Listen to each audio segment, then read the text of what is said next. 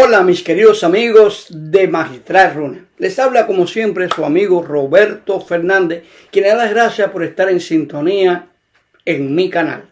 Hoy pretendo presentarles a ustedes un ensayo de la vida de nuestros primeros criollos cubanos del siglo XVII y XVIII. Y así voy siguiendo, exponiendo los valores humanos que dejaron un legado no solo de nuestro país, Cuba, sino también fuera de él. Por eso, queridos amigos, hoy presentamos la poesía y el cubanismo.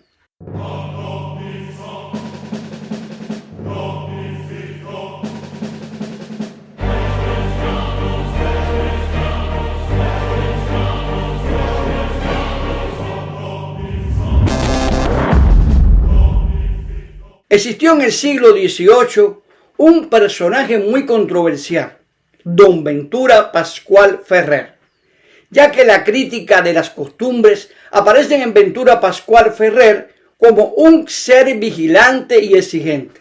Sí, a eso se dedicaba, a crítico de la poesía o de cualquier texto literario. Exponía a cualquier poeta o escritor a una crítica que muchos piensan que era demasiado impulsivo. Pero en él se ve la eticidad, el sano afianzamiento de las costumbres cubanas. En ese siglo se repite el caso de Manuel de Socorro Rodríguez, pues así como este triunfa en el ambiente colombiano, Ventura Pascual Ferrer es un cubano triunfador de España. Hombre, claro, de la madre patria. Él mismo escribe un manual de urbanidad, el arte de vivir en el mundo, donde detrás de la apariencia del canón de la cortesanía aparecen notas del individualismo cubano. Cita la anécdota que elogiaba la fascinación de Venecia en sus escritos y decía: porque Venecia, allí está uno hablando todo el día. Sin decirlo, parece que piensa en la fascinación de La Habana, donde se pasa de la conversación al canto y del canto a las humeredas del tabaco. Como se puede apreciar en él, capta algo muy significativo. Por eso las palabras españolas van tomando entre nosotros una contracción especial. Así, semana y mes quieren significar un periodo indefinido y siempre muy largo. Pues el cubano, al decir mañana, alude más que al día, inmediato, a la noche, inmediata, quiere decir la zona temporal que no es hoy. Véase también la aceptación de la palabra secreto, empleada por un cubano de ese siglo, que precisa don Ventura en sus escritos.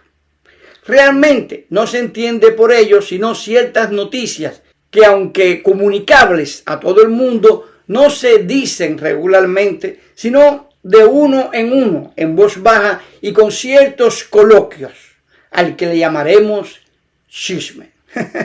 Ya no solamente en la poesía, sino en lo meramente conversional, las palabras se van matizando en un sentido muy cubano, de tal manera que se van sutilizando nuestras palabras y también sus situaciones en una forma que la poesía captará, prescindiendo, si es necesario, de lo externo y lo ornamental, para así lograr su esencia. No obstante, la crítica literaria, principalmente la que le hace a la poesía de su época, no es afortunada, no se valora con corrección. Un gran ejemplo es el poema El Príncipe Jardinero de Santiago Pita. Sus constantes arremetidas contra el poeta Sequeira y Aragón, criticando cuanto éste publicaba en el papel periódico, son injustas. A pesar de esas críticas, Sequeira queda como el más importante poeta de ese momento. Los preceptos en los que se apoya Ferrer son demasiado rígidos. Su apreciación a la belleza es en exceso formalista. En fin, este crítico, como les dije al principio, le zumbaba el mango. En nuestra Cuba aparecen en las páginas del periódico El Regañón la frecuente reseña de obras de teatro. ¿Cuál es el clásico español que más representa a fines del siglo XVIII El Regañón? Miren, en menos de 20 días los habaneros ven representar 3 obras de Agustín de Moreto, según consigna El Regañón.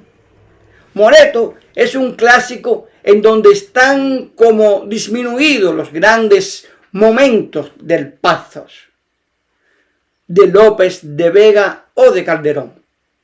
Para los que no conozcan qué significa la palabra Pazos, le diré su significado. Mírenla aquí. Pazo es una palabra griega que significa emoción, sentimiento, conmoción, sufrimiento. Se mantiene como tecnicismo en las principales lenguas de la cultura y también significa repercusión en el ánimo del espectador de la tragedia, producida por el desarrollo de la acción dramática. Así que, continuando con el tema, les puedo decir que la influencia de Moreto es decisiva en la obra de Santiago Pita, pues El Príncipe Jardinero está impregnada de los procedimientos de ese clásico español, tan valioso y raro como fue en su tiempo El Espejo de Paciencia. Por eso lo fue en el suyo El Príncipe Jardinero. La aparición de esta obra, que Arrón sitúa entre 1730 y 1733, es realmente extraordinaria en nuestro país y en el resto de América, pues acentúa la figura de la mexicana Sor Juana Inés de la Cruz, quien fue una religiosa jerónima y escritora novohispana, exponente del siglo de oro de la literatura en español. También incorporó el anáhuatl clásico a su creación poética. Ella es considerada por muchos como la 10ª musa. Cultivó la lírica, el autosacramental y el teatro, así como la prosa. Con muy temprana edad aprendió a leer y escribir. En sus obras de teatro ninguna otra supera la de Santiago Pita. Ahora observemos que la lectura de los clásicos españoles están hechas por un americano y en más de un momento así lo revela. Y lo revela como yernos en casi todas las producciones de nuestro pasado literario. Lo cubano, por sutiles modos, logra penetrar en la expresión, por una cierta manera de decir o por una simple preferencia. Analicemos las primeras estrofas de este verso, El Príncipe Jardinero, de Santiago Pita. Sí, señora, que es jardinero de amores y más bien que siembra flores, echa copla a la aurora. El echar copla es una expresión que, sin dejar de ser española, tiene algo de toque brusco, más a lo cubano. Veamos otra estrofa. Todo este hermoso pensil, fragante pueblo de olores, tiene agotadas sus flores porque le falta tu abril. La expresión tu abril es una muestra de cierta manera tierna, más en la cercanía de la persona, que son frecuentes en el cubano. Podemos subrayar además que Pita rimaba como pronunciaba. Como ven mis amigos, el cubano se va liberando de la influencia intelectual española y por 1730 se puede mostrar una obra como El Príncipe Jardinero, donde la influencia italiana se iguala con la española. El cubano comienza ya en esa época a buscar la influencia que su temperamento exige, a lo que cree adecuada o la que tiene que realizar. Y a fines del siglo XVIII se ofrece una muestra de la plenitud de las palabras. Son las oraciones del presbítero Agustín Caballero, a quien obligaron tanto la prosa como el verso a cualificarse. Por primera vez se oía en la palabra cubana un acento alto, majestuoso e irreprochable. Hay una elegante madurez en la expresión. Miren esto que quizás usted desconoce. El cuerpo de Cristóbal Colón descansaba en el monasterio de las Cartujas, en Sevilla. En el 1523, Colón volvió a cruzar el Atlántico junto a los restos de su hijo Diego para descansar en la isla de la Española. La isla de la Española es actualmente lo que se llama República Dominicana y Haití, pero era un solo país, era la isla de la Española. Y después, bueno, se dividió como República Dominicana y Haití. De especial significado era para el almirante, después de que los europeos fundaran allí su primera colonia al llegar a América. Allí, en la Catedral de Santiago Domingo, estuvo su cadáver. Y allí reposó, dijéramos que hasta 1795, en el que España cedió a Francia la totalidad de la isla a raíz del Tratado de Basilea. El cuerpo de Colón y su hijo fueron de nuevo exhumados y trasladados a la Catedral de La Habana, hasta que Cuba logró su independencia de España en 1898. Y los restos de Colón volvieron a deshacer el camino y regresaron a Sevilla para ser enterrados en su catedral. Pero lo importante de esto fue que al trasladarse a Cuba la ceniza del descubridor Cristóbal Colón, la intervención de Caballero fue rogada y pedida especialmente, como si todos supiesen quién debería ser el escogido para hablar delante de aquellos restos. Esta oración fue dicha en 1796, último año de la gobernación de don Luis de las Casas. En la otra oración, la que hizo en elogio a don Luis de las Casas, fue el presbítero Caballero quien solicitó hablar del gobernante, subrayando en su oración que ni siquiera una palabra de recordación se ha dicho en el periódico que él fundó, comparándolo con Pedro el Grande. El lenguaje es tan adecuado como el que emplea ante las cenizas del almirante Colón, más sencillo e íntimo, muy en relación con la figura que elogia. La palabra había alcanzado mucha madurez. Ya el cubano está dentro de un esplendor que se va verificando a fines del siglo XVIII, estando en un terreno de más seguridad intelectual. La calidad va apareciendo nítida y segura.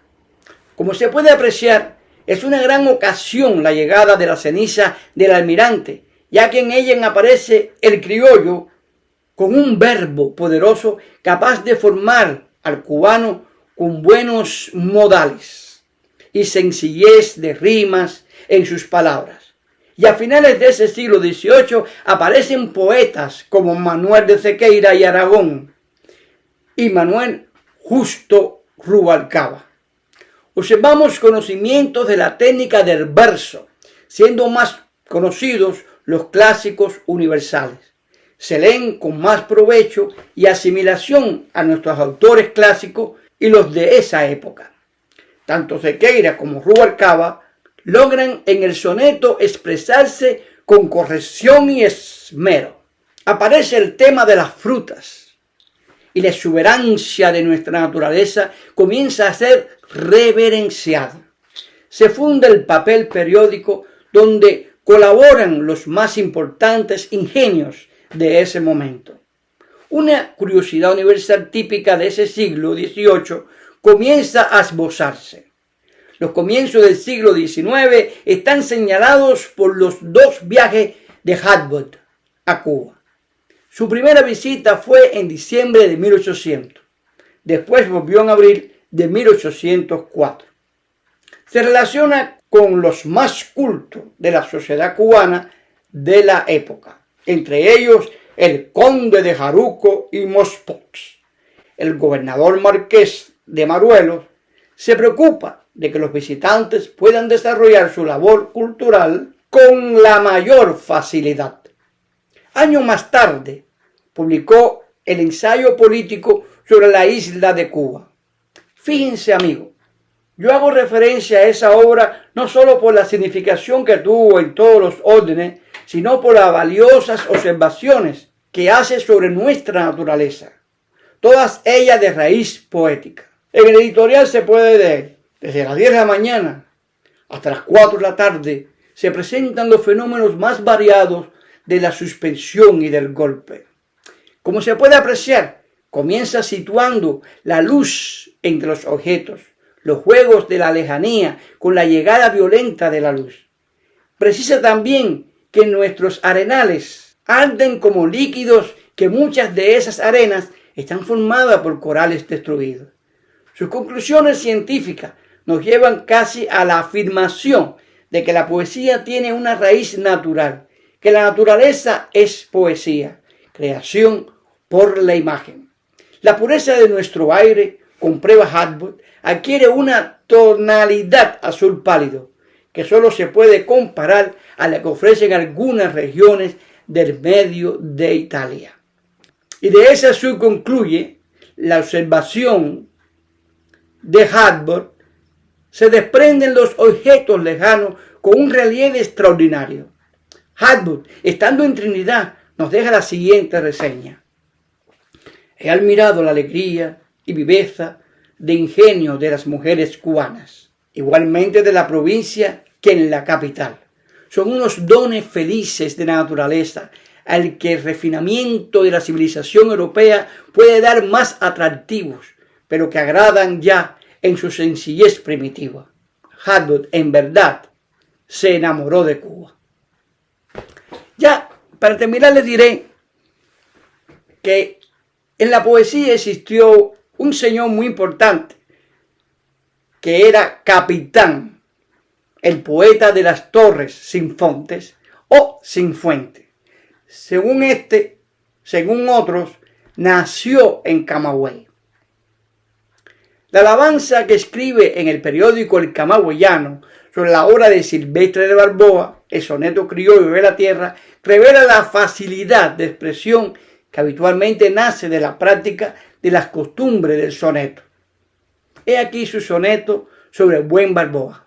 Habéis echado el sello a vuestra ciencia, con tan sublime obra, buen Silvano, diciendo del ilustre Altamirano el valor cristiandad a la paciencia. Infalible verdad fue la pendencia que Ramos tuvo con el luterano. Vengó al pastor la poderosa mano, dándonos a entender su omnipotencia, que al humilde levanta y le da loa, y al soberbio arrogante echa por tierra, estilo del Señor muy ordinario. Recibe de mi mano, buen Balboa, este soneto criollo de la tierra, y señal de que soy su tributario. Como ven, la esencia primitiva de nuestra manera literaria de escribir y acentuar nuestra forma de hablar en el cubano del siglo XVIII y XIX era poesía. Salía de su boca una rima espontánea, unas palabras correctas que hoy en día podemos decir que ya se ha olvidado. Yo no quiero despedirme sin decirles a ustedes que en verdad a veces yo me siento un poco molesto, quizás triste, porque he visto que el cubano ha perdido el vocabulario, ha aprendido la forma cubana de hablar. Se habla de una manera chabacana, se habla de una manera incongruente, que para mí eso no es lenguaje verbal. De todas maneras, yo les voy a decir una cosa, y es que debemos salvar a nuestra Cuba. Debemos ya de pensar en el futuro. Debemos de no estarnos quejando tanto y sembrar nuestro granito de arena. Unirnos todos y empezar a exponer, como miren esta señora, se la voy a poner aquí para que vean. Y se aguantaron 62 años sin protestar, pero la nueva juventud que nació, que no sabe ni del qué, ni de la revolución, ni del comunismo, ni todo lo que ustedes han inventado, que no quieren saber de eso, porque ellos no saben de lo que ustedes han vivido, de que los americanos de que son los malos, los terroristas, son los comunistas. Ustedes los comunistas mismos se quitaron la careta, se quitaron la máscara que le quedaba. El mundo entero ya vio y sabe que ustedes son uno así. Mira bien lo que te voy a decir. Les voy a hablar a los derechos humanos del mundo entero. Esta viejita que está aquí, cubana, en estos días ha ido a la embajada donde están los derechos humanos 4 veces. Me han entendido y me han querido como me merezco. Pero le digo a los derechos humanos del mundo entero, de toda la tierra que nos dio Dios, si ustedes nos llevan a ese asesino a los tribunales a que pague todos los derechos que violó la Constitución cubana, violó todos los artículos de los derechos humanos. Si no hacen eso, cierren todas estas oficinas, porque eso no sirve ni para limpiarse el culo. ¡Ay, dictador de mi corazón! ¡Cómprame una cartera de dinosaurio! ¡Ay, como esta que tengo! ¡Ay, ay, ay, ay! ¡Dictador! ¿Vieron? Ya hasta nuestras abuelas están luchando por la libertad de Cuba. Están exponiendo el horror en que se vive en Cuba. Y usted, basta. La única manera de ser libre es salir a las calles. No queda otra. Me despido de ustedes, como siempre, con mucho amor y cariño. Y sobre todo deseándole dinero.